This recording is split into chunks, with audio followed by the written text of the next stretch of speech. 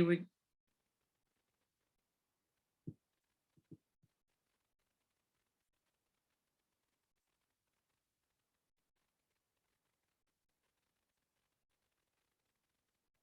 welcome everyone Friday at noon to the Arts Work to Build community.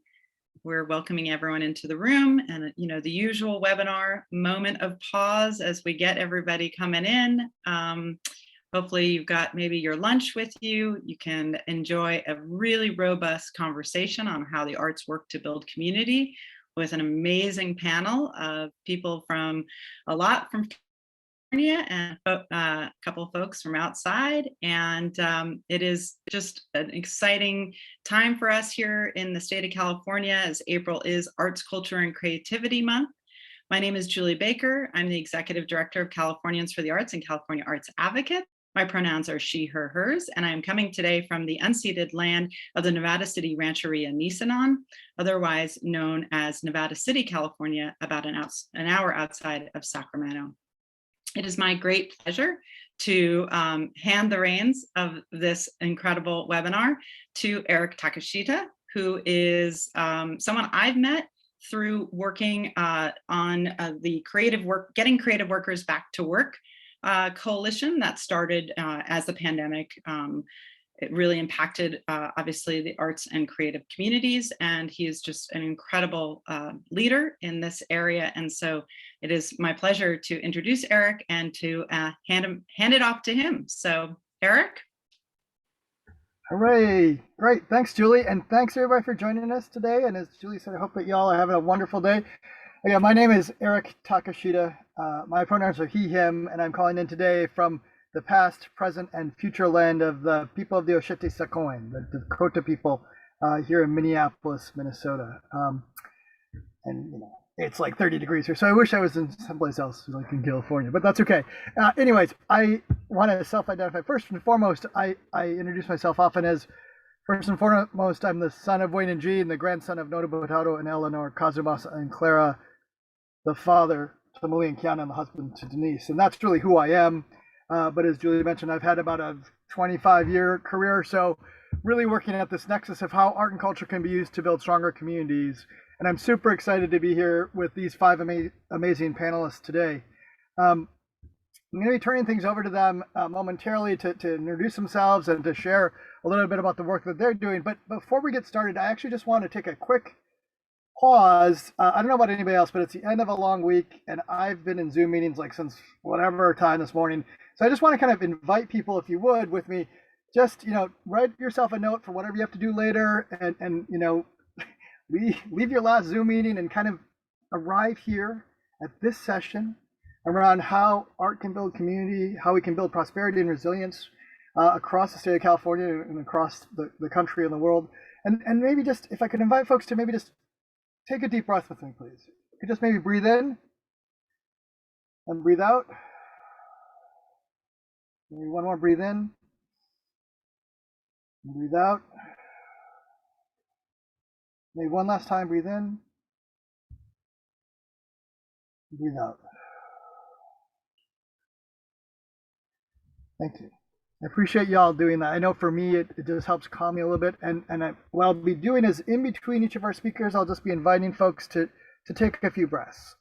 And throughout this day, we really want to encourage people to use the chat function to really raise any reactions that you hear, like, oh my gosh, what are you talking about? Or like, hey, that's amazing, I've never thought about it that way. So just put those in the chat, and also put any questions that you may have.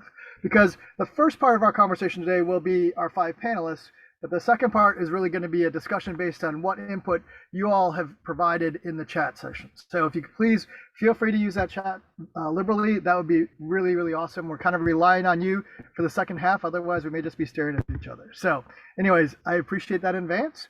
And with no further ado, I'm going to turn over our first speaker, my good friend and colleague, Roberto Bedoya from the city of Oakland. Roberto, to you. Okay, can you guys hear me? Thank you, Eric. My name is Roberto Bedoya, he, him. My pronouns, calling in from Oakland, California, the unceded land of the Ohlone. I'm the Cultural Affairs Manager for the City of Oakland. I met Eric a couple of decades ago, it feels like, and I always love the fact that he acknowledges his folks. So I'm the son of Eligio Bedoya and Beatriz Gomez. So, ground me a little bit. I'll try to make my comments brief because I'm sure all of us can talk forever.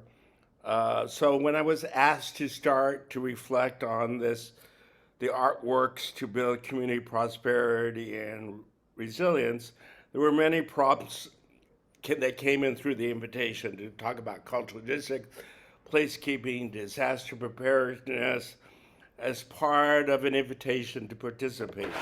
Well, I have too many thoughts about those. What I want to talk about is policy, specifically cultural policy, that animates our civic imagination that is resilient and prosper.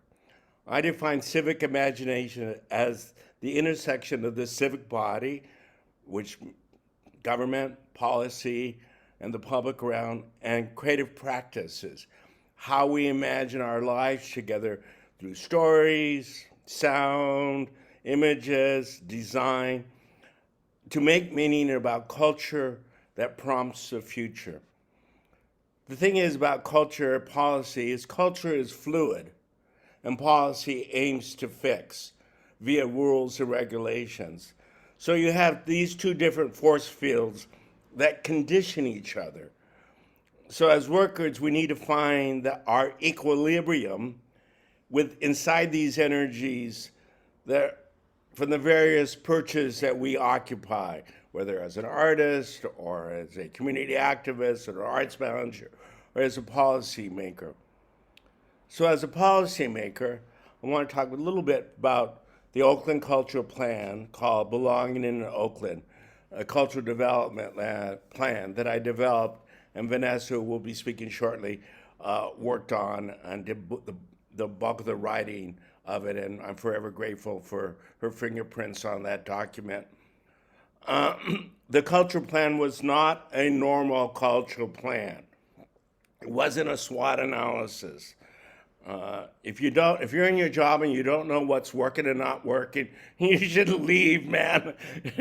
Because, a SWOT analysis is some technocratic tool that somebody made up someplace. But it is grounded in an ethos of deliberative democracy, where the stakeholder community does an analysis of its own conditions and establishes their goals, in this case for civic well-being. And to that end, the metaphor belonging became our North Star, our aspirational goal. So how does an agency like myself, a local arts agency, operationalize belonging? Well, it's not easy work, but it is doable. You assert a civic narrative of belonging into the public realm. My elected officials, when they're running for office, they all talk about belonging now. So in some ways, it became a sticky word, and you kind of push that notion out there. Specifically, I kind of did some shifting around our grant making to talk about civic engagement projects that were really focused on building social cohesion. I often think about COVID-19 as really speaks to the civic trauma that we're in right now and the collapse of networks. And how do you rebuild those networks? And what are the new networks that are informing?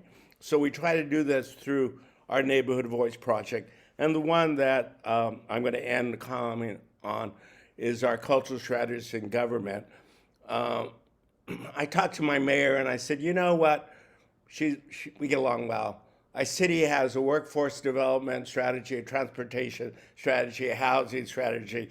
I want our city to have a belonging strategy. And how do you deliver belonging? And I said, this is a low-hanging fruit in government. It's parks and recs, it's libraries and cultural affairs.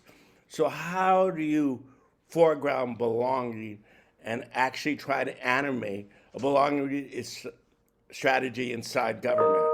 That led us to the development of cultural strategy and government program, which really tries to deal with how cultural workers can be thought partners in helping various departments kind of operationalize their belonging.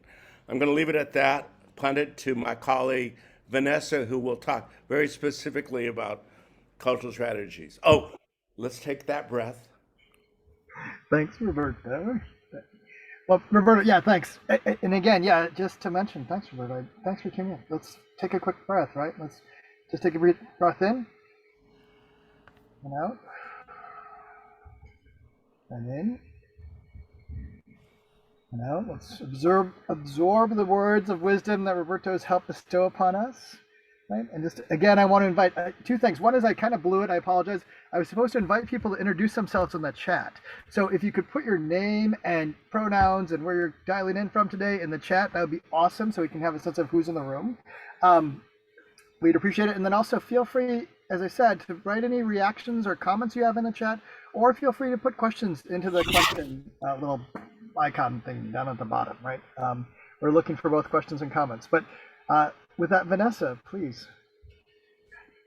Thank you. Thank you so much, Eric. And thank you, Roberto, for a great introduction. It's a big one that we can certainly all fit under. So my name is Vanessa Huang. I had the great privilege and pleasure of working with Roberto on the cultural plan for the city of Oakland. Just for a second, I'll go back in my career. I've been sort of going from kind of the 35,000 foot level, working at the national level at the NEA, or actually first, I cut my cultural teeth at La Peña Cultural Center in Berkeley, California, and have retained the ethos of that place. So I've always felt myself to be a community-based cultural worker, and that's how I still identify.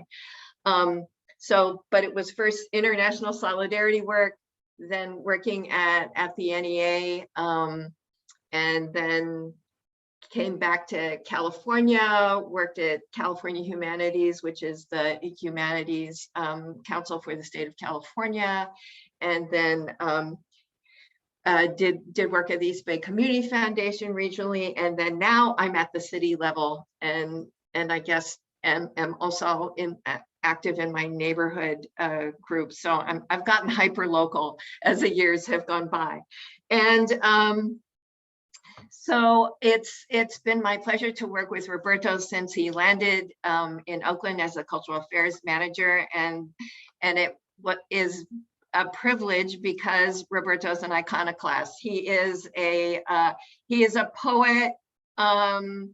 Sometimes I feel like imprisoned in a public sector job that is it's a hard box to fit in if you think big and want to do big things.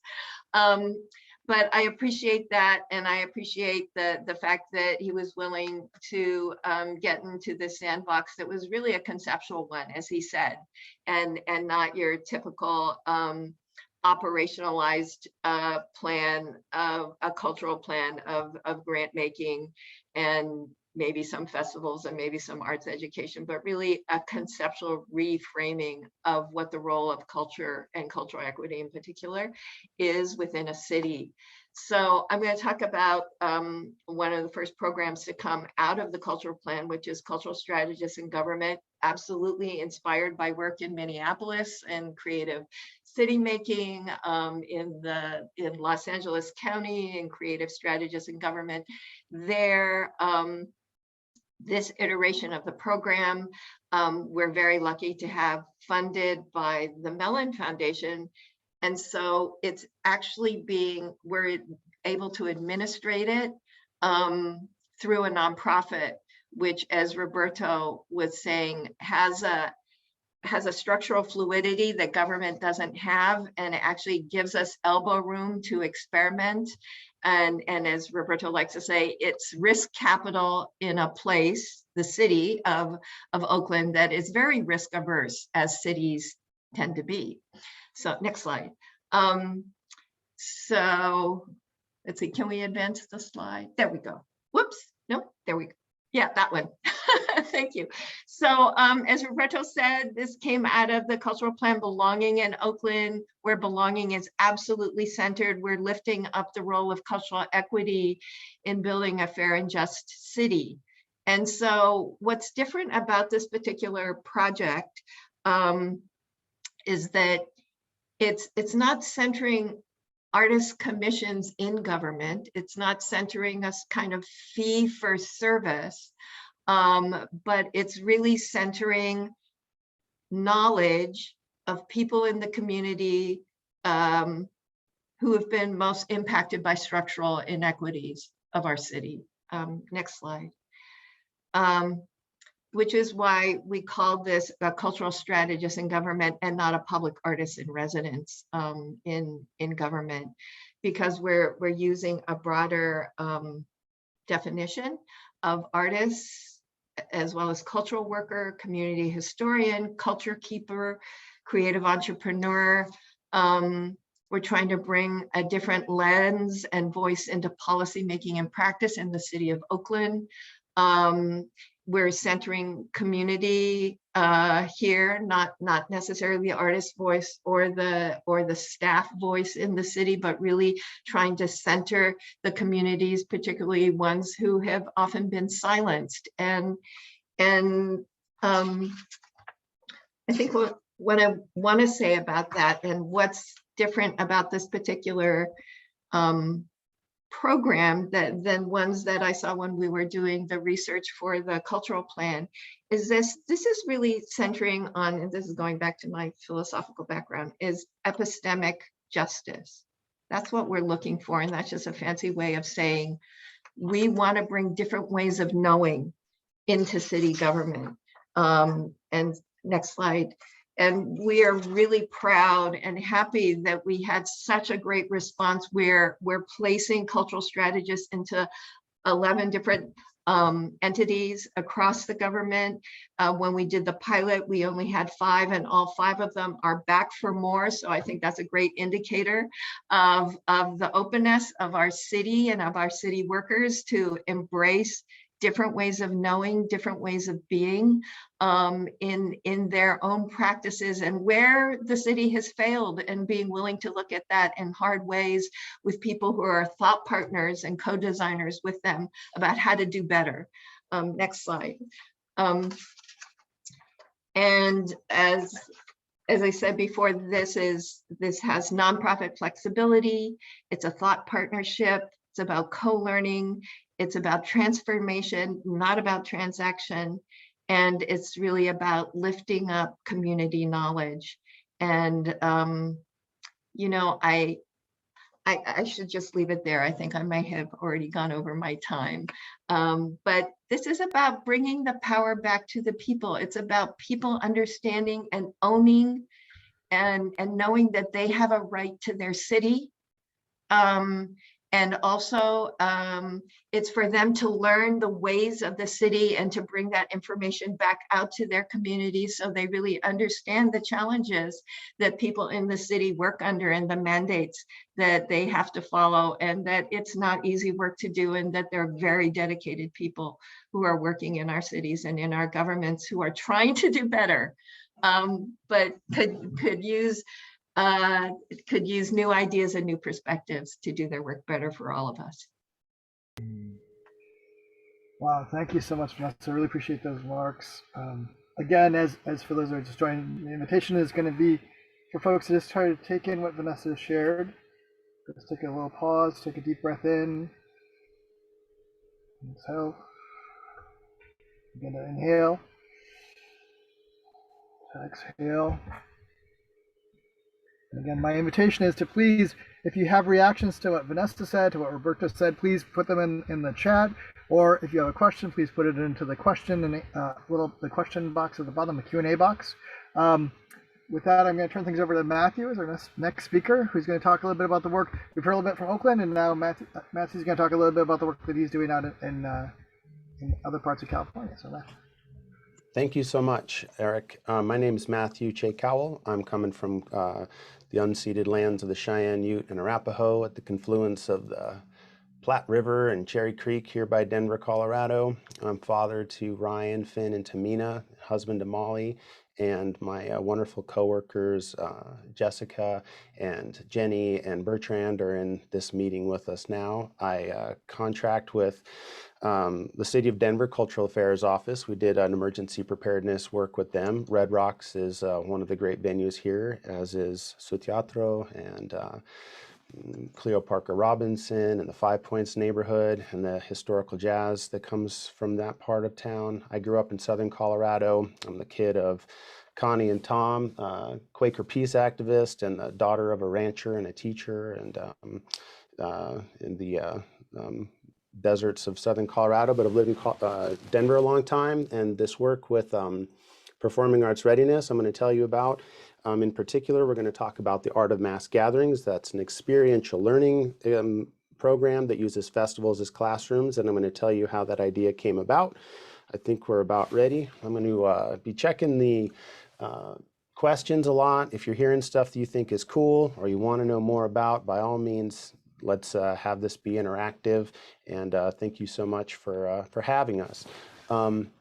Let's see, first slide here is a comic, and this is about what we're aiming for people to start seeing themselves in this picture. So on a sunny day, we're producing events that people come to, and we exchange ideas and food and music and open minds. But what we found is a lot of these event producers have been creating temporary cities with waste, water, power systems. They've been practicing tactical urbanism. They've been learning about how to create safe places without police and demilitarizing. This is important, right? So what are we getting ready for? Well, climate change migration's real. That's what brought my grandpa to Colorado when he was a little boy from the Dust Bowl. And there's climate change impacts going on around the world right now. And so this COVID situation has keyed us all into the fact that cities could undergo fast change. And we want to see creative people bending towards being emergency prepared. And we want to see the agencies that have been doing this bending towards creative solutions. We were just featured in this inspiration book, Arts and Experiential Learning. You can click on a link that'll appear magically in the chat due to my wonderful colleagues, and see other great projects around the country that are on a similar tip. My background was in producing a lot of festivals that raised money for bicycle infrastructure in cities around the country. I worked for an employee-owned brewery with a woman at the helm that did just great things to say, go out and throw these festivals. It was called the Tour de Fat. We did several in California. 5,000 to 25,000 people per event would come dressed up with their families on their bikes, and we raised $5 million throwing these festivals. And then my partner Molly and I, when the company went through a lot of changes, and I was a bit brokenhearted, to be honest, and Molly said, let's go to Standing Rock. This is important work to be doing. And I went thinking I would maybe help cook food, but what I realized was there was a lot of improvised power systems and structures there that were really similar to the things that I took certifications on when I was an event producer: crowd management, electrical, temporary electrics, stage structures. And I had an immediate kind of like fear when I saw this electric, plugged into a 200 amp service. And I'm like, somebody could die here, but it's also not the place for, this privileged white guy to say, hey, everybody, stop what you're doing and do it my way. It was really a place to have collaborative and shared leadership. And it was a real lesson to me that this is where I wanted to be doing work. So this idea came about that what I figured out after throwing 100 festivals was intuitively, it felt right. In fact, it tasted right when I saw this cookbook about salt, fat, acid, heat, right? But our 4 pillars are safety, sustainability, community engagement, and accessibility. And you have to practice these things to get good at them. And then you can start improvising when you're in a space or when you open the fridge and you're trying to figure out how you're going to put together something that is all these things. So I worked with Performing Arts Readiness to set up a national program that's sponsored by also the Mellon Foundation to do these Art of Mass Gatherings workshops. And we have experts in those 4 different fields come out and teach classes on crowd management, electrics, sustainable water waste systems, trauma-informed security, We start each one with recognition of Indigenous land. We have a lot of women leadership, and I'm really kind of doing what I used to do, which was getting out of the way to let people smarter than me about different topics take the lead and really try to break down barriers and silos between these professions of city planners, emergency planners, artists, event producers. So these are some of the classes that we offer at this Art of Mass Gatherings. And COVID certainly gave us an opportunity to talk about disease mitigation plenty, but there's a lot else to be learning about in those classes. We're going to be doing one in Santa Barbara at the Imodinari Festival on Labor Day weekend. It's free. 50 people can come. There's childcare, and there are certifications that different classes we've done in the past will offer you for temporary power, for emergency planning, et cetera.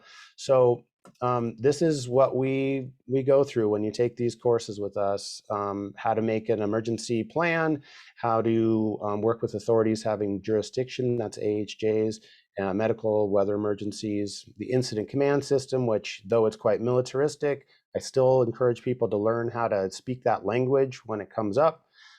These are some of our partners, the Event Safety Alliance. These are some great classes that are either free or low cost that people can take if they're interested in this kind of work. And we work with some really wonderful accessibility experts, including Laura Grunfeld from Everyone's Invited, Betty Siegel from the Kennedy Center's accessibility program. The interesting intersections that come up are really where it gets quite in the meat of what we're trying to talk about. So you might prepare for a very sustainable event where everybody rides their bike and the bus, but if the hailstorm was calling for people to shelter in place in their cars and there's no cars in the parking lot, you've just come into an interesting intersection of safety and sustainability. Also, your accessibility plan should be about safety. So you see these things aren't, isolated. Jenny Filippetti on this call did wonderful work with Folk Alliance for this, designing virtual events with accessibility in mind. There's a link you'll be able to see for that. We have experts sharing how to do more sensory inclusive events.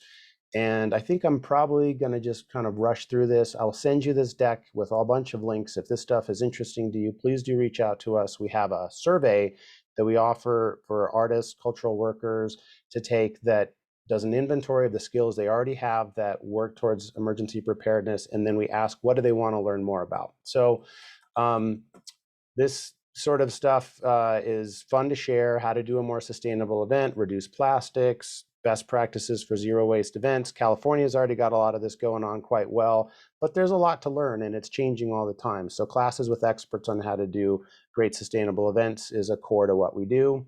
And community engagement is the magic sauce that allows it all to happen, because when you've got 200 or 400 volunteers at your event, you can do magic things with your other programs. We have travel with someone wonderful as an artist and a culture bearer, Charlie Lowry from the Lumbee tribe in North Carolina. I will wrap up by saying the work we really want to be doing in California, please reach out to us, is similar to what we're doing in North Carolina. It's a workforce and professional development program that uses the Art of Mass Gatherings as the experiential classroom. And this can happen in cities of all sizes. We're working on a municipal toolkit so that special events can let the city know what they're working on for safe, sustainable, accessible events. And yeah, we're glad to talk more about this. There's a lot of places event producers will find themselves that will increasingly be in emergency management. And so we want to get in front of it together and make this event come into whatever event, a mass gathering, whether it's protest, a festival, or migration during climate change. There's a lot in common to learn from, and that's the bulk of what we're up to. Thanks so much for having us.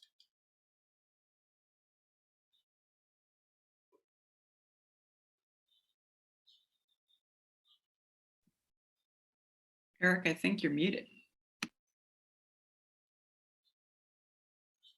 I've only been on Zoom for like 3 years. You'd think I'd figure this out. Sorry about that. Hey, but just wow, Matthew, thank you so much for sharing. And I just want to acknowledge like the impossible task we've asked these speakers to do, which is to share, incredible work in a very short period of time. So this is intended as a sampler and as a taster. And again, the invitation is to we hope that we can have some time at the back end of this for you all to engage and ask questions of the group. So please put those in the chat. I personally just need to take a breath after that, Matthew, because that was amazing. So if again, the invitation will be to just take a deep breath in and exhale. Take another deep breath in and exhale. So going from Oakland to art of mass gatherings and how we can think about that in terms of resilience, we're going to move out to Mariposa County, and our next speaker is going to help share about that. So Mike, I'm going to turn things back over to you. Great, thank you. And thank you, Eric, for being the person before me to forget to turn mute off, because had that not been you, it almost definitely would have been me. Yeah, it's a huge honor. I'm really grateful to be here. And the notes that I'm taking are some of like my favorite phrases that I've heard in recent memory. So hopefully our participants are enjoying this as much as I am. My name is Mikey Guralnik. I'm the Community Design and Development Planner for Mariposa County, which is, as you can see here, in the Sierra foothills. It is and will forever be the ancestral lands of the Southern Sierra Miwok Nation. A collaborator on the project that I'm about to discuss. And I should also add, sorry, I also use he, him, his pronouns. So I'm a public sector planner. I work for the county government. There are no incorporated towns or communities in Mariposa County, so the county is the local government. And I was asked to talk a little bit about some of the work that we're doing to incorporate art and artists into our planning initiatives, which really is kind of a general prompt to ask about our collaboration with the Mariposa County Arts Council, which is really an essential partner and inspiration to me in many ways. I know Kara Goger, the executive director of our Arts Council, is on the call right now, and she could very well be giving the same presentation. So the reason that's important is because I wanted to start by showing you this map of our county. Very rural. The town of Mariposa is the county seat and the biggest community in the county. Population is about 1,700 people. So this is we're quite literally, I think you could say, in the middle of almost nowhere. It's a hike to Yosemite, it's a hike to Merced, it's a hike to Fresno, and it's a hike to Sonora. So that's where we're located. In that rural context, it's really essential that everybody can do more than they're asked, and that relationships, partnerships, and collaboration are much more than lip service, and really crucial to achieving anything given the lack of people power, resources, and capacity. So in this case, our partnership with the Mariposa County Arts Council has resulted in this sort of seminal cultural planning document effort, which resulted in a document which has resulted in really tangible creative placemaking outcomes that were driven by art and public art, and directly supportive of more equitable and representative public art investments, future public art investments. So this was a project that was funded through a co-application between the county, the planning department, and the Arts Council to the NEA's Our Town grant program. We asked for a ton of money, we received some money, and used it to hire an artist and sort of public designer person to lead a creative placemaking initiative that used art to co-created public art to sort of run this this planning effort around public art. And the role of the artist was really to do most of the work. I think I wrote down this phrase that Matthew just used of getting out of the way.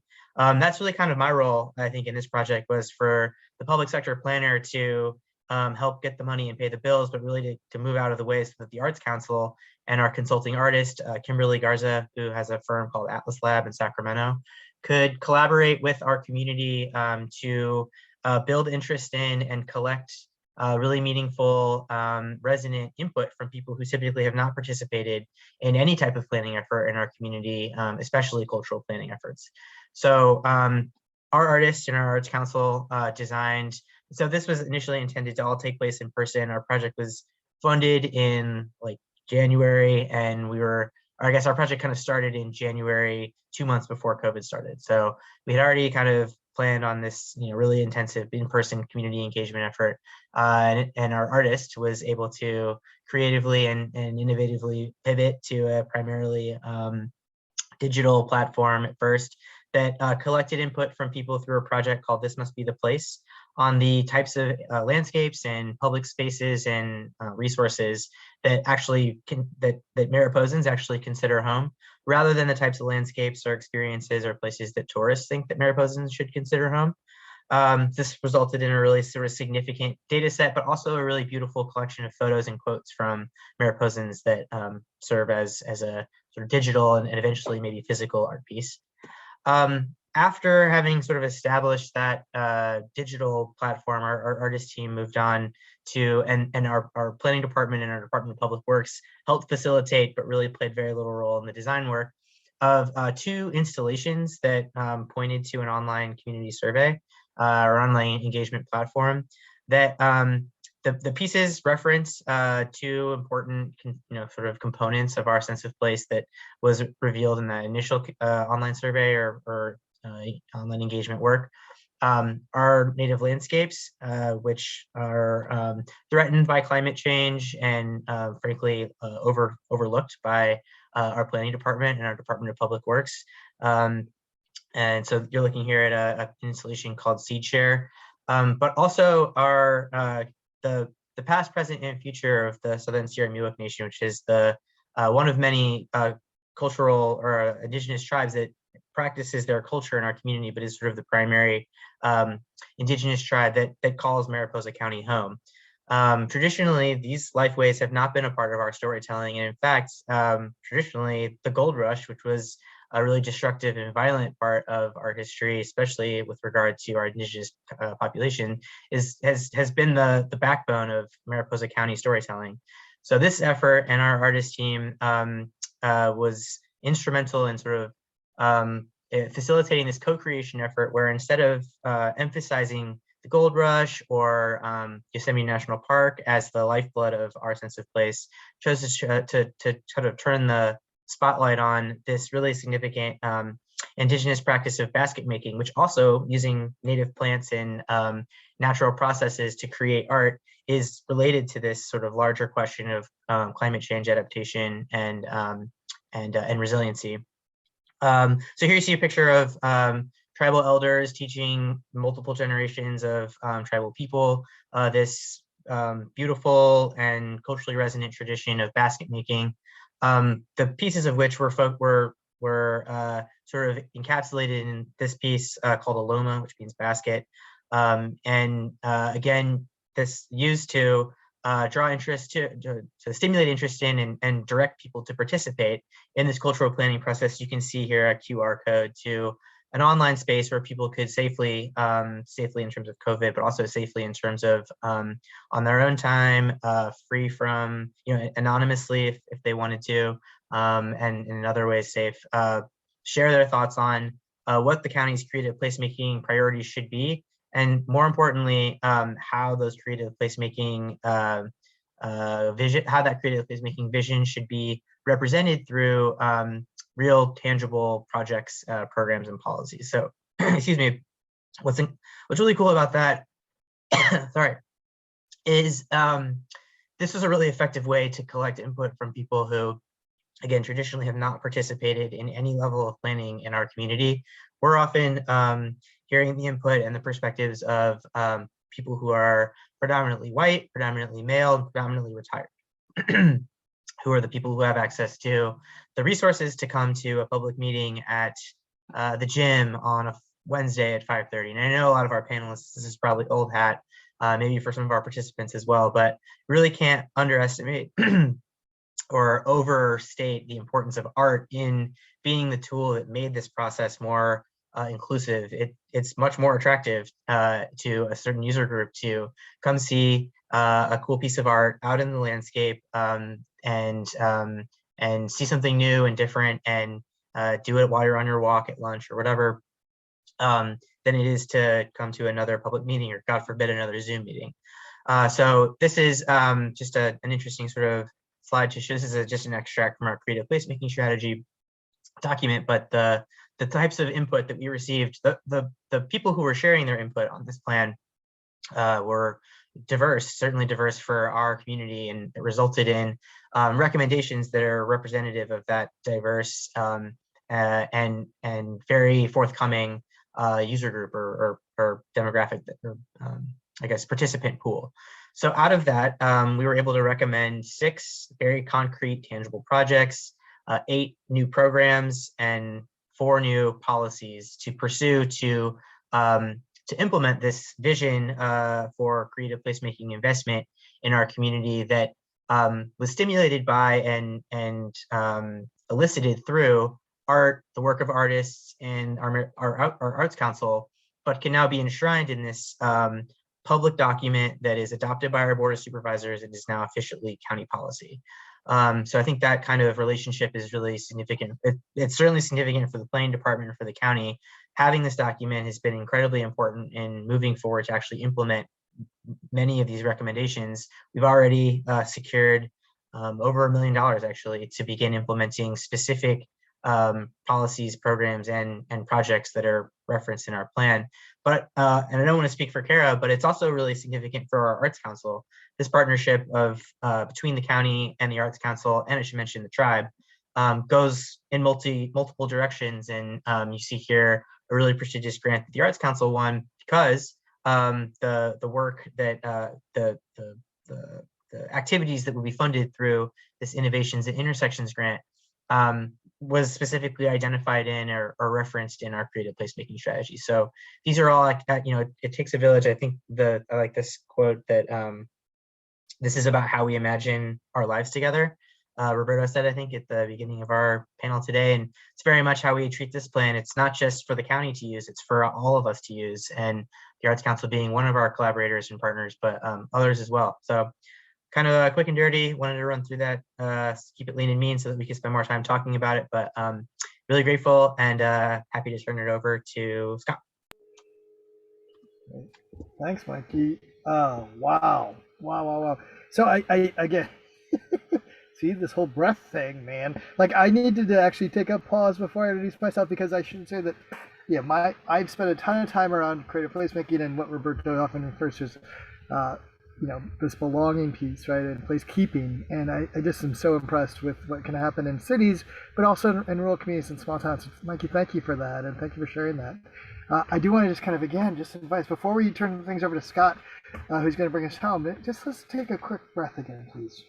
Just breathe in, breathe out, take in what Mikey shared, absorb it, prepare ourselves to hear from Scott. So just a quick deep breath in, one out. And from Scott, bring us down to Southern California and LA, please, little Tokyo. Oh boy, I am, bringing us home. Hello. I'm going to change my view. And I'm also going to set a timer because I can talk forever. Hello, I'm Scott Oshima. I use they, them, theirs pronouns. I'm here in Los Angeles on Tongva and Chumash land, and I'm here representing the work of Little Tokyo. So I'm going to use this funny virtual background situation. Can people see me? I don't know if I'm spotlit. I don't know what's up. Yeah, sure. Okay. Hello. So I am the director of community arts at the Japanese American Cultural and Community Center, and I direct the Sustainable Little Tokyo community and creative placekeeping initiative. It's actually a coalition I call a nonprofit Drupal. So my organization, which is obviously it's an arts and cultural organization whose roots are in community activism in a time when there was a lot of displacement and redevelopment, and the community recognized the need for permanent physical spaces to house our culture and community. That's why our name is so long. We are partnered with Little Tokyo Community Council, which is a more than 20-year-old community advocacy coalition, and then Little Tokyo Service Center, which is a community developer, all based in Little Tokyo. We originally came together in 2013, recognizing the major impacts of a new light rail station in the neighborhood.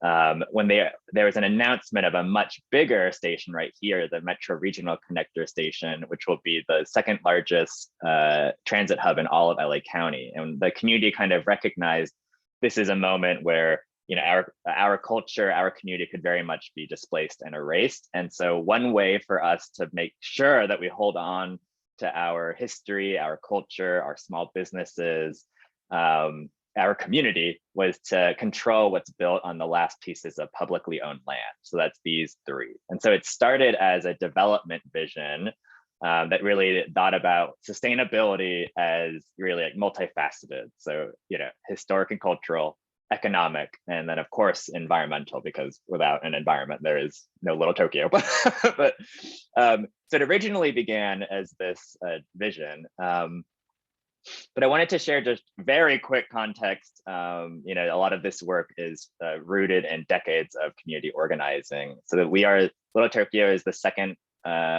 oldest neighborhood in the city of Los Angeles. We are one of 3 remaining historic Japantowns left in the entire nation. And it developed because of obviously racism, redlining, racial covenants. It was one of the few places where Japanese and Japanese Americans could live and own businesses. And so, you know, starting with things like Nishi Temple, right, it became a hub for the Japanese American community across Southern California. So even my family post-war would drive all the way up from San Diego to come into Little Tokyo just to be around their culture, people who spoke their language, food. We have survived 3 waves, actually some would say 4 or 5 waves of displacement and redevelopment. World War II, the forced incarceration of Japanese Americans on the West Coast. In 1950, the city took 2 blocks by eminent domain. Oh, sorry. During World War II, Little Tokyo was known as Bronzeville. It became a place where a lot of Black migrants from the South came to find a landing spot and work and homes in the emptied out Little Tokyo. So we also recognize the many intersections with various communities and celebrate them as moments of solidarity. And then, back in the 1950s, 2 blocks were demolished to build the Los Angeles Police Department headquarters, which was also the death of Bronzeville, because most of the residents living there were actually Black. And then in the 1970s and 80s, there was massive redevelopment and then a spur of major community organizing to protect the neighborhood. And so I have the joy of being able to work alongside a lot of these folks, like Little Tokyo's People's Rights Organization, in continuing the fight for this neighborhood. Little Tokyo only exists because of this organizing that really started to grow in the 70s and 80s.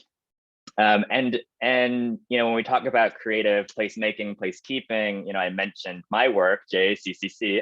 I'm not there right now. I'm at my home still, but right, it's an example of this strategy of controlling development, of building spaces to nurture and hold our culture, to create a place of, you know, as Roberto shared, you know, a place of belonging, a place where you can feel home.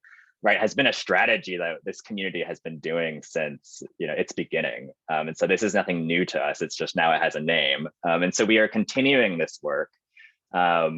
We, you know, updated the community vision in 2017, focusing on more short-term strategies and projects as we fight for the longer term, you know, battle for controlling the development on the public land.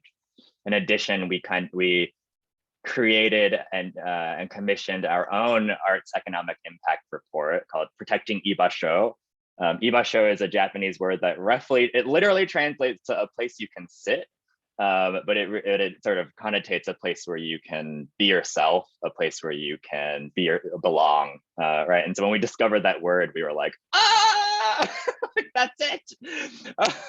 But we created this document to not only, you know, really show a lot of the amazing cultural assets and treasures in the community, but think about the impact of arts and cultures as beyond just economic, and think about the social and political aspects here of how arts and culture and artists have been key to the formation of this community, the continued battles within this community, and hopefully the future growth of it.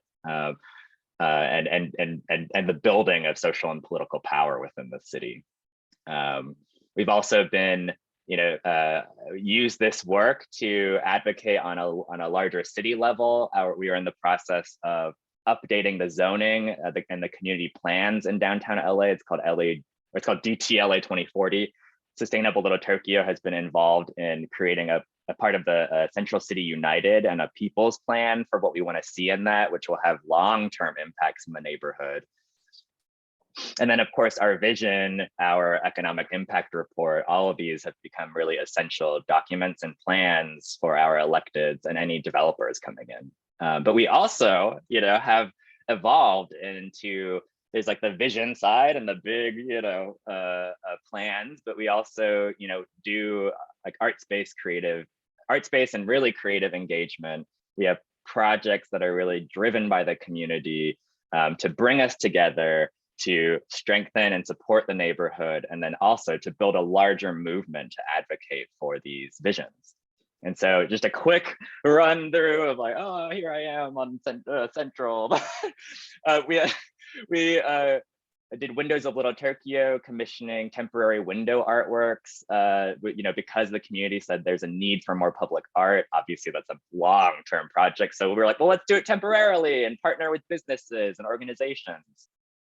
We have our centerpiece Fandango Bon Festival with Great Leap, Nobuko Miyamoto, Quetzal Flores, that brings together our Japanese, Mexican, African, and Muslim American communities around shared practices of circle dance.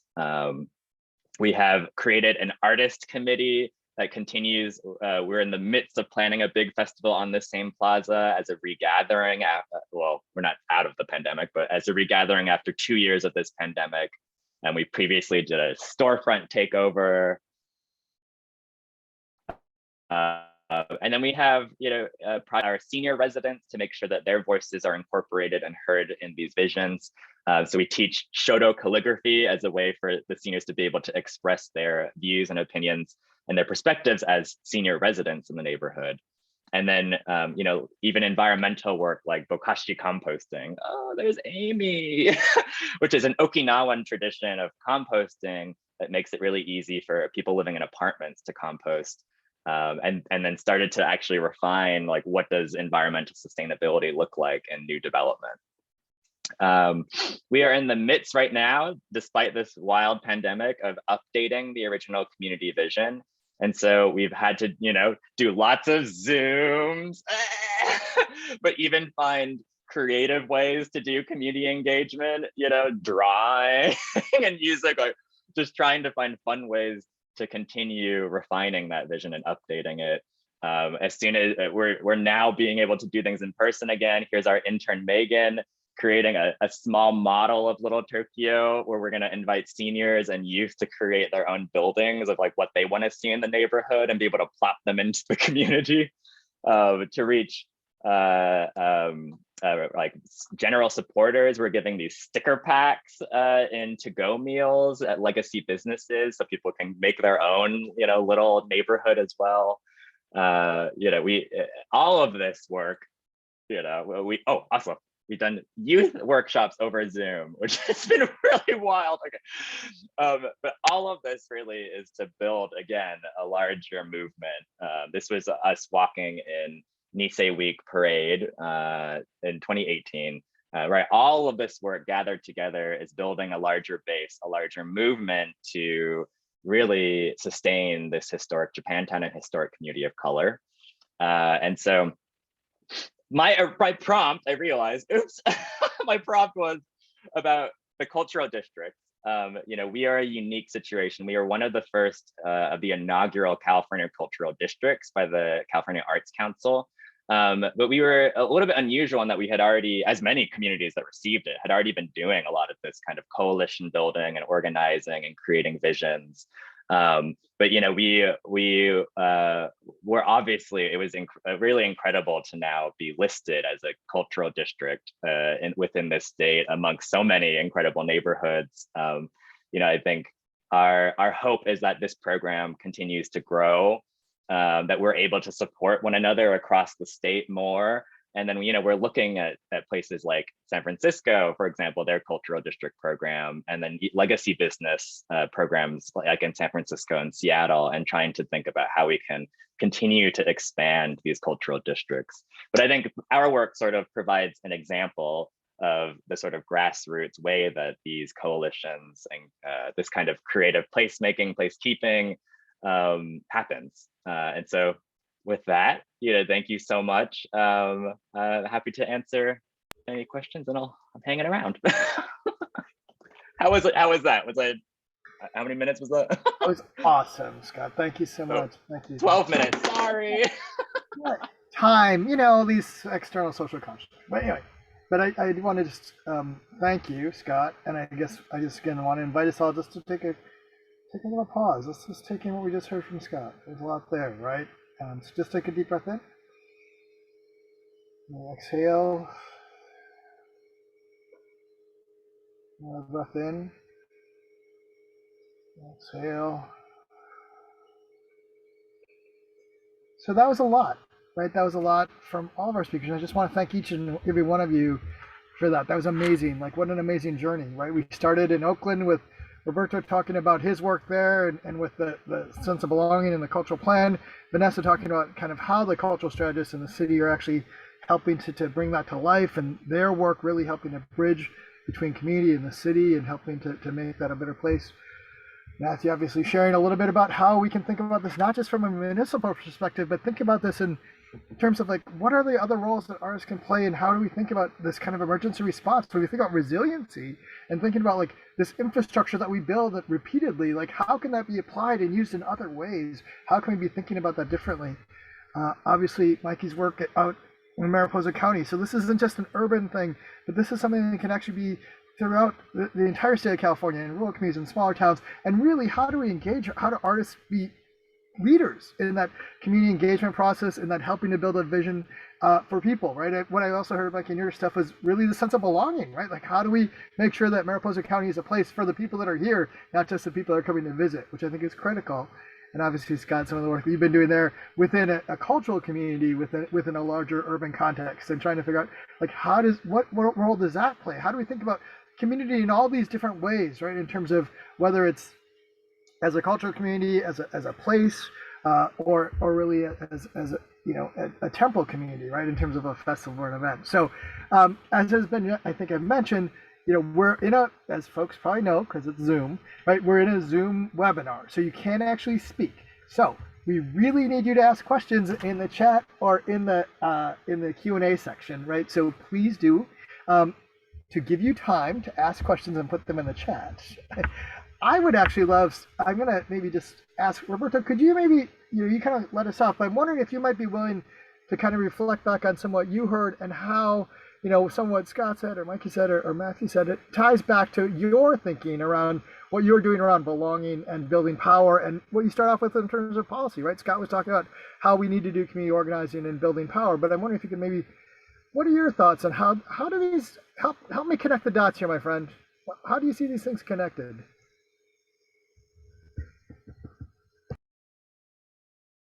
Okay, now Bedoya, you're muted, I think. Thanks for making me feel better.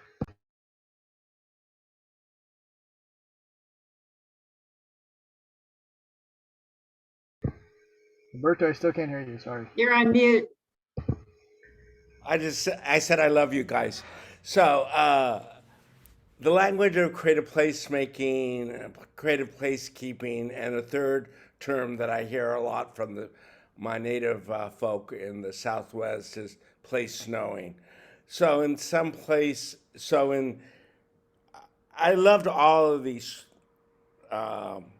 stories, narratives, and Mikey, I'm just like I'm an urban cat, but I love the fact that I can maybe go to the wilderness and know my place there. But because belonging as a North Star is probably embedded in all of our work. Festival culture is one of the best mechanisms to create belonging and social cohesion. Belonging is not about, as Scott was talking, not about the the buildings on a site, but it's really about a relationship to a piece of land, to a locale. And so the stories of what Little Tokyo has to share with us, of resistance and vibrancy. These are all, or what the river has to share with us. These are all really important sort of things. And so I just felt enriched by all your comment, but I'm going to slide a little bit and ask Scott a question, because in Oakland, it's a long thing. We have kind of districts, but we have a movement around cultural hubs. And so when you talked about going up, so the very notion, this is an LA term, maybe a big city term, of being translocal, that I can go to the temple 50 miles away and live in San Diego. Then in some ways you're localized in two different places. So but the fear for me is when the powers that be, they want bankable culture.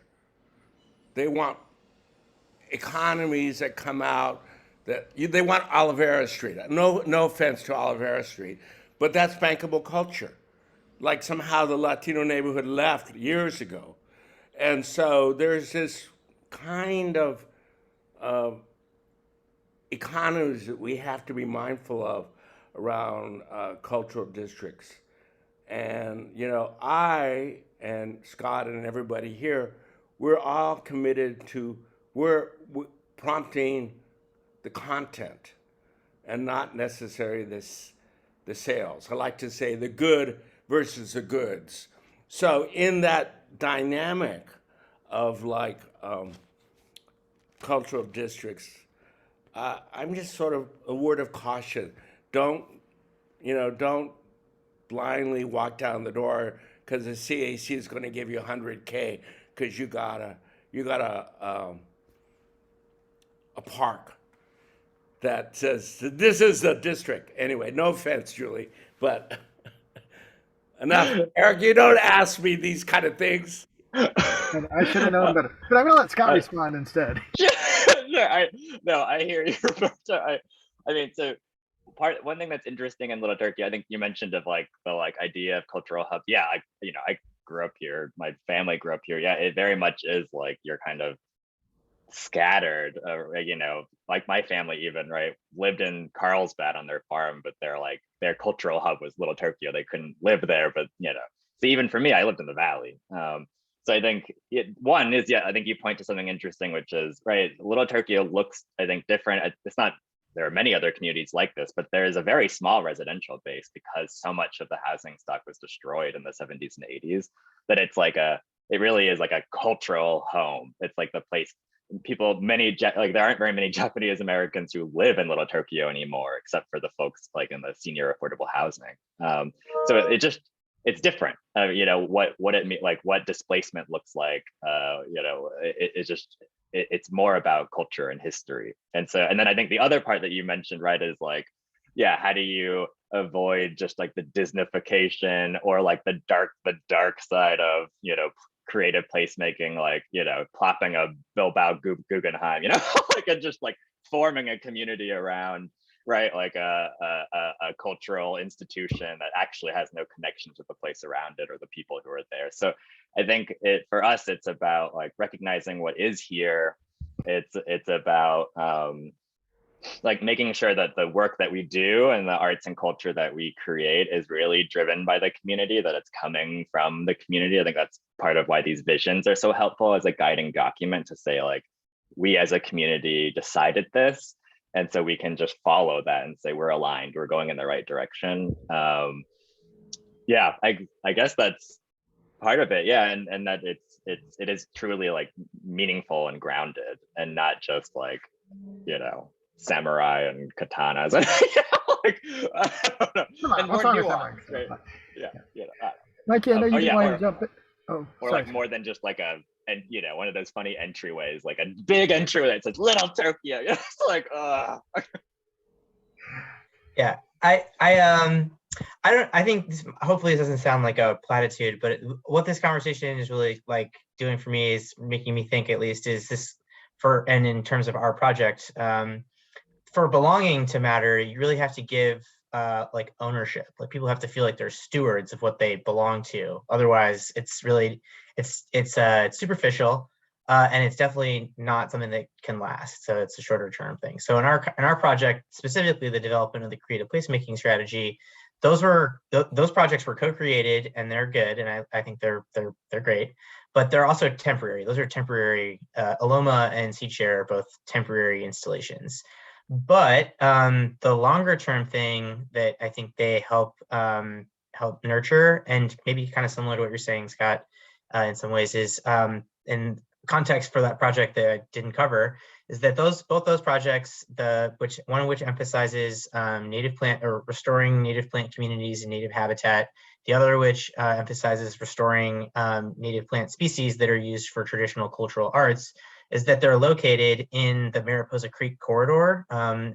Mariposa Creek being the sort of perennial stream that runs through, like, basically downtown Mariposa, and is the site of, like, the biggest civic infrastructure project that our community's been working on, called the Mariposa Creek Parkway, which is like a 5-mile long linear park public space that linear park active transportation public space that is the sort of the site for these installations that themselves reference the native plant communities and the people who have relied on those native plant communities for generations, and also positions those things as an important part of the Creek Parkway project. Specifically, we're trying to like promote this longer term sustainable idea of belonging in Mariposa Creek by allowing and the Creek Parkway project, we just developed a master plan. We're now implementing that master plan.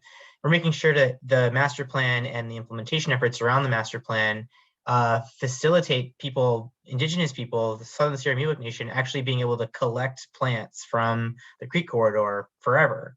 So it's helping to reinstitute or reestablish a sense of belonging by making that space, by reiterating that space belongs to them, literally, and they have access to the things that grow and thrive there because they want that. So I think these temporary art pieces kind of reference that, and the long-term plan that those temporary art pieces led to enshrine that. But really, they, without feeling empowered or encouraged to at least feel like they're allowed to resume those practices, there really isn't going to be a long-term sense of belonging or connection to that area. And so it's important for us, at least, that's how we promote belonging. That's how we promote stewardship and ownership, is we actually we set it up so that people feel like they physically are allowed to go there and belong there. Vanessa, want to add something? Yeah, I loved all the presentations, and thank you very much for Ibasho. Yeah, I'm there. And something I wanted to emphasize about the work that we're trying to do in Oakland is when you talk about marginalization of communities that are historically marginalized, it's like, what does that mean? What has been marginalized? And yes, exactly, belonging to whom, and how do you build belonging? And so if we drill down into those questions of marginalization, it's just like, it's not just people who've been locked outside of the party and all of a sudden we get inclusion, somebody opens the gates and like, oh, you can come to our party now. No, it's about, I have my own party and I party in different ways. Sorry. And so it's just like, I don't want to go to your party. I want to have my own party. And that's what epistemic justice is about. That's what we need, different ways of knowing. We need different ways of being. We need to open up space for people's, and this is the art thing that we often don't talk about too. It's just how art has been also used to to solidify cultural hegemony, right? Of a particular culture. And so this is what we're trying to open up in the idea of like a cultural equity and about this justice of knowing, of the diversity of knowings and a diversity of beings. So I just wanted to make that clear, that it's not just about, oh, we have these really creative people who come in and do this cool stuff, because we do have that. But part of what makes it cool is, and interesting, is that it's a different perspective, and it's a different way to tackle something, and it's a different way to see where the value is in a place, or, you know, in a neighborhood, or in a community. Okay, Roberta. Against my I better have a judgment. question. I have a comment and then a question for Matthew, because I know I can take a lot of bandwidth. But one of the things that Vanessa and I have been thoughtful of about our cultural strategists, and understand them as a social justice workforce, and that the language of creative workforce is great, but also if you're doing intersectional work, and Scott probably knows that with his partnership, you're doing social justice work. And so can we have a better sense of our social justice workforce and how it operates? But parking that for a moment, but to Matthew, but making a link, a social justice workforce creates agency. So how does your particular work create agency among the participants? And do they come out social justice workers at the end of the day? Right. Well, hopefully there's a good smattering of people who maybe came in that way, and then they get some more, fluency with the powers, to point things in their direction. But it sounds clever, but it's also true that it's learning to take back the power. A lot of the ways that learning how to like power a school or a hospital or a festival, looking at other systems, we count on our cities to exist in the bricks and mortar way that we see them, probably more than we should. And when I talk with kids about a lot of these ideas, they're like, oh yeah, I'm already planning to be an event producer and taking emergency management classes. And I'm totally into what, they're not talking about, oh, well, you either choose one or the other. I think that the economic impacts that we saw to the event producing community, I feel like a roofing company after a hailstorm now, where it's like, oh yeah, I want to have a stormy day plan as an arts worker to say, I understand how to transform this community center into a resilience hub for, we're going to activate that kitchen. Here's how many beds we have. Here's the accessibility accommodations that we used our Build Back Better money to do. Like, we should be taking these Save Our Stages monies, backing it up with a second round of finances that make people and places dual mode, right? And then that to me is freedom, it's agency, it's portability of self. It's the stuff that I'm seeing so inspiring in the chat right now about that Bertrand is talking about, and you've talked about. And I'm really I'm excited about the potentials of how these things would work. And I'm coming to visit you soon, Scott. And I love that picture of that multicultural round dancing. I was saying, holy soberoni. It's like this mashup of stuff is like, it's refreshing. I think a lot of people are like, hey, is anything that I do that like loves another cultural appropriation, or what's appreciation? And giving people like lines to come in and just, if we cook for ourselves, if we make music for ourselves, we become more sane. We're swimming in this water of fame worship that allowed us to elect crazy people. And America needs to sort of see ourselves back in the place of not having celebrity chefs and musicians that are famous. Well, I mean, there's Bob Marley spirits that are coming out to tell us something we need to hear. There's a Strange Fruit song from Billie Holiday that enlightens us all about something we didn't know about. And by all means, those people should be held up and amplified so we can feel that art. But a lot of what this is about is for us with our own kids to dance and to make music and to cook and those sort of things. Well, I think it's really interesting, Matthew, what you just said about the idea of like, how do we as individuals kind of assert our own agency, and how do we kind of help create that infrastructure to really allow people to do that, which is very much, Vanessa, your idea of like, hey, I want to have my own party. Like, we have our own ways of being, right? We have our own ways of practicing our own. And so how do we honor that? And how do we create infrastructure to do that? So thing one is what I'm hearing. But thing two is also, I really appreciate, Matthew, this idea of, it's not a question of when, or a question of if, it's a question of when. Like, there will be disasters, whether they're man-made disasters or they're natural disasters, whether they're things that we can control or not. There are going to be these moments of challenge.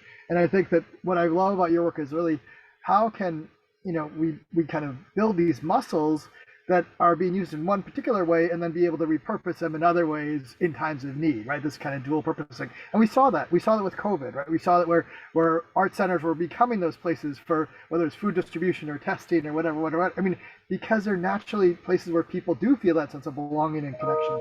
So I think it's really incredibly powerful, and I really appreciate that work.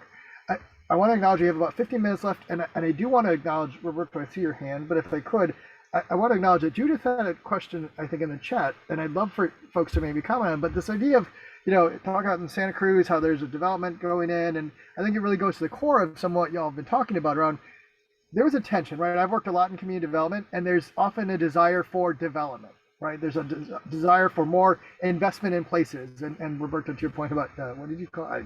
Whatever you said about Oliveira Street, but anyways, but this kind of commodification of place.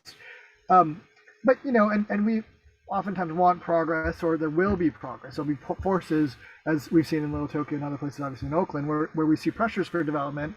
But I'm wondering if you could maybe comment on that. Like, how do we think about that? How do we think about that in the context of belonging, in the context of resiliency, in the context of that sustainability that you talked about, Scott, in terms of economic sustainability, cultural sustainability, and ecological sustainability? How might we organize and galvanize around that in the face of, until we kind of undo capitalism and these pressures, they exist.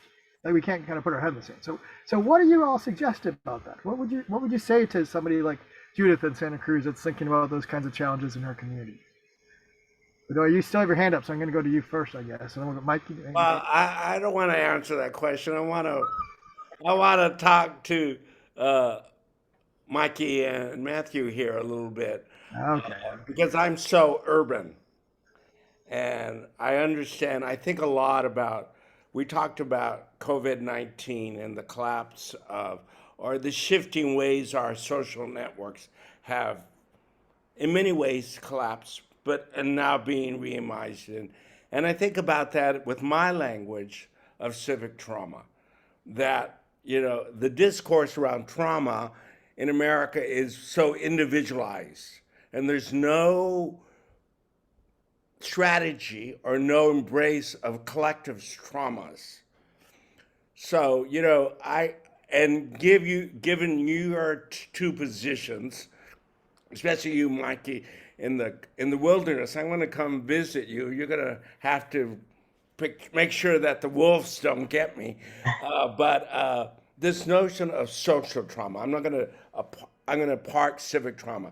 How does a rural part of America deal with social traumas? Well, you don't have to worry about wolves. We exterminated all the wolves and the grizzly bears in California. So, well, missionaries I'm cool with. Yeah.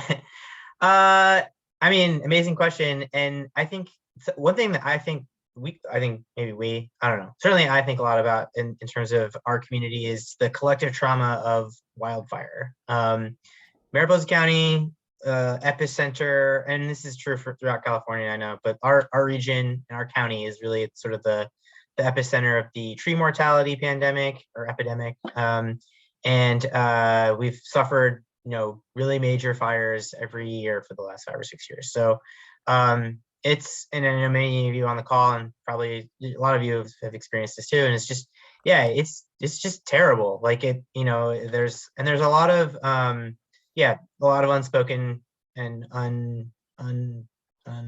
unexamined trauma that I think that people feel around wildfire, but climate change in particular, especially in a place where your family may be really, your family has really deep roots, you're really close to the land, you're from a ranching family or some other, you've practiced an agrarian lifestyle for a really long time, and you know really closely the particulars or the details of your little plot of land, and you're seeing it change and not good ways. It's very damaging. And you're also a bootstrapping rural American, and you're not allowed to cry or whatever, feel these things. It's extremely challenging, I think. And not being any of those things myself, I'm speaking about, my my experience and anecdotally. So I'm not rural. I'm not from Mariposa. None of that stuff I just said reflects my own personal experience. The wildfire stuff does, but the other things, I'm speaking as a public sector planner. And so, yeah, I think I don't really have like an answer. I don't know how to undo that, other than to say that a lot of, at least what I think is important about our creative placemaking, the recommendations of our creative placemaking strategy, and certainly things that were revealed or surfaces that were scratched in the engagement work around that project, is that people don't want to shy away from that anymore. People think that we should be investing in opportunities for sharing and unpacking, at least acknowledging these things. And I agree. I think like the types of public art, the projects, and really the programs that we're recommending, and that the community feels strongly about, and that are recommended in our document, do that and provide space for people to feel vulnerable and to be scared, and to maybe address solutions, begin to address solutions, but certainly to not talk about how great it is being close to Yosemite and how wonderful the gold rush was for so many people, but to talk about things that actually matter to people who live in Mariposa, which I think either explicitly or implicitly are these ideas that you, I think, brought up really, really eloquently. And then once you do that, you can start to explore, maybe simultaneously, but you can really start to explore strategies for mitigating or addressing the impacts of climate change, certainly in terms of wildfire. And I mentioned this, environmental restoration project that's taking place in Mariposa Creek. That's about, landscape as place, and restoring the landscape so that it feels like a place that Mariposans can be proud of, and isn't full of invasive non-native species that don't look like what we think the landscape should look like. But it's also very much a wildland risk reduction strategy. Removing tree of heaven and Himalayan blackberry reduces the amount of ladder fuels in this combustible landscape, and limits the potential impact of a catastrophic wildfire on the town of Mariposa. And it provides habitat for native pollinators and other species that are threatened by changing climate regimes. So all those things are, and that's landscape as place, restoring our creek. Those things are treated as art, as a creative placemaking strategy, not just as something that's nice for our park or something that's whatever. It's they're about telling the story of our community, and if effective and done at scale, they will also make our community safer and better able to deal with the trauma that you mentioned. Thanks, Mike. So I have the very unenviable task of needing to try to wrap us up here. But I just want to acknowledge, what you're just saying, Mike, really struck me, like this idea of and Roberta, to your question about trauma, right? And whether that trauma, it's about, some of it is about hey, I see you, right? It's about witnessing. It's about tending to one another. And Vanessa put in the chat this idea of well-being. And I think that a lot of this trauma, it is trauma-informed responses, right? And how can we as artists, as communities, tend to one another and care for one another, and really take care of one another and hold one another? I think that's critically important. And I think it really is, Vanessa, your point about well-being. And as we think about these forces that are oftentimes beyond our control, whether that's a wildfire or climate change or development pressures, right? It is, how do we work together? How do we build our collective power? How do we really then, going all the way back full circle to what Roberto said at the beginning about policies, they're often static and staid, but how do we influence those, and how can we really tap into these systems? How do we understand the power dynamics in our communities? How do we get involved? And then how do we do the things we can do? How do we remove those invasive species? How do we clear some of that underbrush, right? And take care of the things we can do in the way that is appropriate for us in our place and in our communities, right? Like so much of what Scott, you were saying, and Vanessa's, we want to have the party the way we want to party. And then how do we, as we build those muscles, how do we then use those muscles we've developed in other ways, as Matthew's talked about, right? How do we build these skills of being in community, being in relationship, having this infrastructure, these temporary cities, quite frankly, and being able to leverage that when those times of urgency and disaster do come along. So I just want to thank our panelists today for your wisdom and for your comments and for the amazing work you're doing each and every day. I want to again thank Californians for the Arts for providing this opportunity. I want to thank everybody for coming, and I'm going to turn things back over to Julie to kind of wrap us up and share the rest of the month with us. Thanks so much. Thank you so much, Eric, Scott, Vanessa, Matthew, Mikey, and Roberto. Just a phenomenal, illuminating conversation. I am so appreciative as the representative for Californians for the Arts and California Arts Advocates for all of you taking the time to share your wisdom and your practices today. It's really, really critical for everyone to understand how the arts work to build community, some of the ways that we need to improve our practices to also ensure that cultures are included and communities are engaged in the process, and that culture is kept and held in our communities in a way that is respectful and thoughtful and actually can make us all much healthier and better for everyone. And so we're so grateful for everyone. And I know there's a cry for Scott to answer the question. And I would rather spend the rest of my day, honestly, listening to all of you in conversation than going back to what we all have to do. Unfortunately, time has constraints. So Scott, I'm going to do a quick run through of just a couple of things so people, as Eric said, how can we engage in our communities to actually, see these things change so that artists and cultural workers and are actually at the center of our communities and that we keep that there. We are continuing this month with Arts, Culture, and Creativity Month and with our theme, The Arts Work.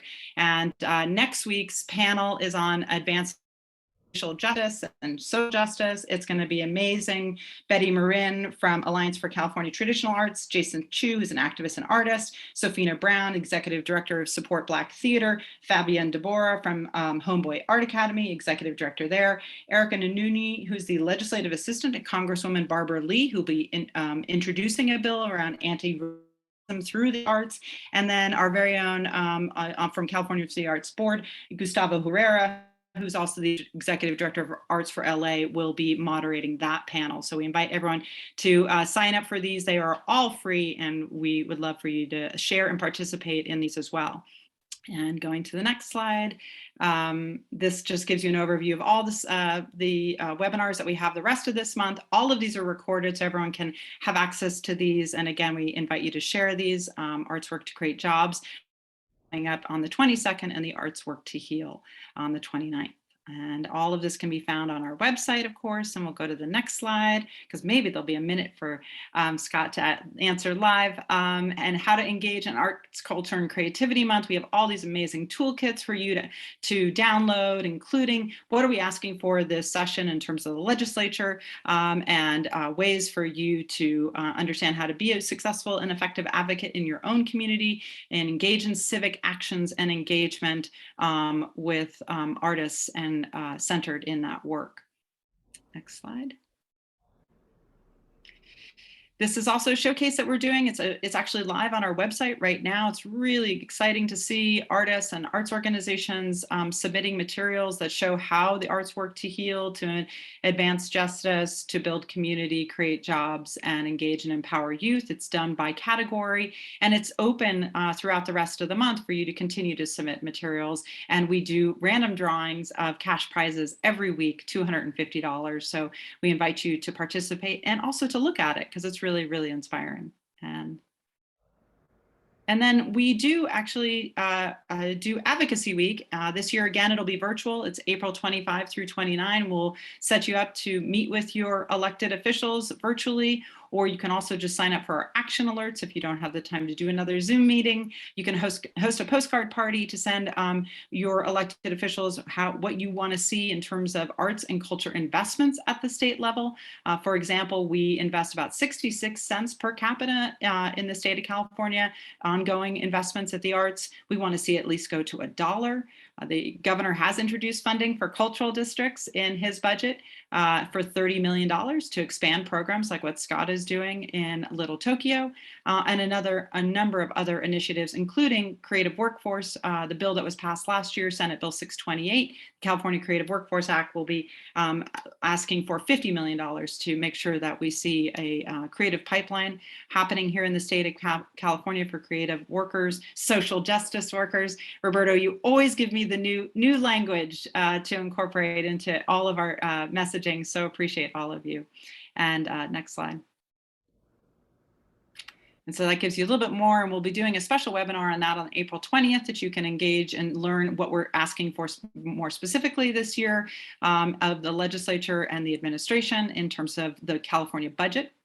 And I think that gives us to the end of our presentation. And of course, we always ask for, if you're interested, to join us as members of our organization. We are the statewide advocacy organization for arts, culture, and creative industries in the workforce. We do this every April, where we celebrate and recognize the value and impact of this incredible sector to the state of California during Arts, Culture, and Creativity Month. So again, it's exactly 1:30, and we so appreciate everyone. What an amazing panel. Thank you so much for showing up here today and for engaging. Eric, thank you so much for your excellent moderation skills, and everybody here, just brilliant. And thank you. I can't say thank you enough. I wrote so many notes. I have so many things I want to share with everyone out there in the world, and just grateful that you're all these incredible thought leaders here and spent the time with us today. So thank you. Pleasure. And another deep breath, Eric. Let's take us out with some more deep breaths. Everybody take a deep breath in and out. And one last deep breath of gratitude. And exhale. Thank you all so much. Have a wonderful and peaceful day and weekend. Be well. Thank you. Bye.